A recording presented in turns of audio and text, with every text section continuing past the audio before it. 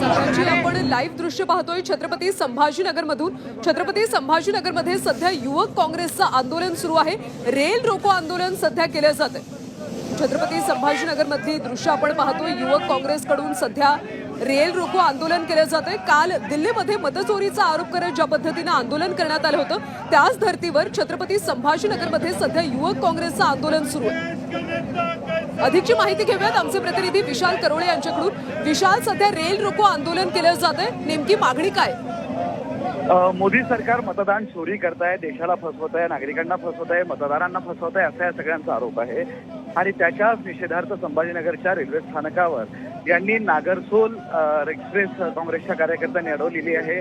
Police इथे आलेले आहे आणि कार्यकर्त्यांना बाजू करण्याचा प्रयत्न करतायत। अशा पद्धतीची घुसखोरी चालणार नाही, हा अन्याय आहे असं या सगळ्यांचं म्हणणं आहे। आणि म्हणूनच हे आंदोलन इथं युवक काँग्रेसतर्फे करण्यात येत आहे।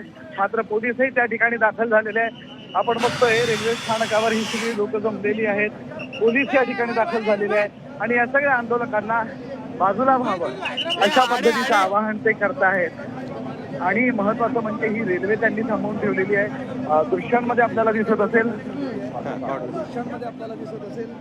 आपण बघतोय की थेट रेल्वे स्थानकावरती आहे आणि दृश्यांमध्ये आपल्याला दिसत असेल की ही रेल्वे थांबवून ठेवलेली आहे। आलेले आहेत, सुद्धा आलेले आहेत आणि हे पोलीस या आंदोलकांना थांबवत आहेत। नक्की काय त्यांचं म्हणणं आहे आपण विचारूयात। काय म्हणणं आहे तुमचं सांगा। सरकारच्या प्रेशरमध्ये येऊन कोणत्याही पद्धतीने सरकारला मदत करू नये, ही लोकशाहीला योग्य नाही, लोकशाहीला पटणार नाही। आणि आम्ही राहुल गांधीचे कार्यकर्ते, काँग्रेस पक्षाचे कार्यकर्ते, जेव्हा जेव्हा लोकशाहीवर किंवा आदरणीय राहुल गांधीवर कोणत्याही प्रकारचं शिंतोडे उडवण्याचा प्रयत्न करेल, तेव्हा आम्ही यापेक्षा तीव्र पद्धतीने निषेध नोंदवत राहू। आता आम्ही रेल रोको केला, यापुढे भाजपवर शिंदे गटाचे जे मिंदे सरकारचे आमदार आहेत त्यांना फिरणं देखील आम्ही शहरात माग करून टाकू। अशा पद्धतीनं वोट चोरी विरोधात ही सगळं आंदोलन असल्याचं या सगळ्यांचं म्हणणं आहे। पुन्हा एक वेळा काय म्हणणं आहे? ज्या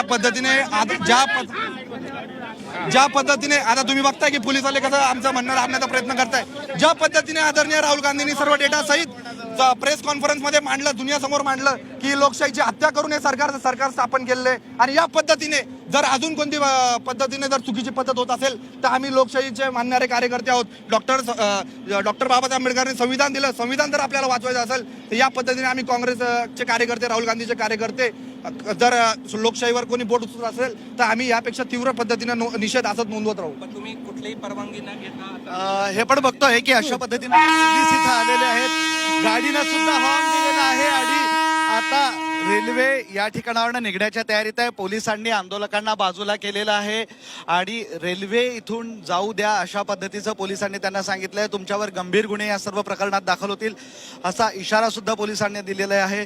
आंदोलनाची परवानगी नाही आणि रेल रोकणं हा गुन्हा असल्याची माहिती पोलिसांनी आंदोलकांना दिलेली आहे।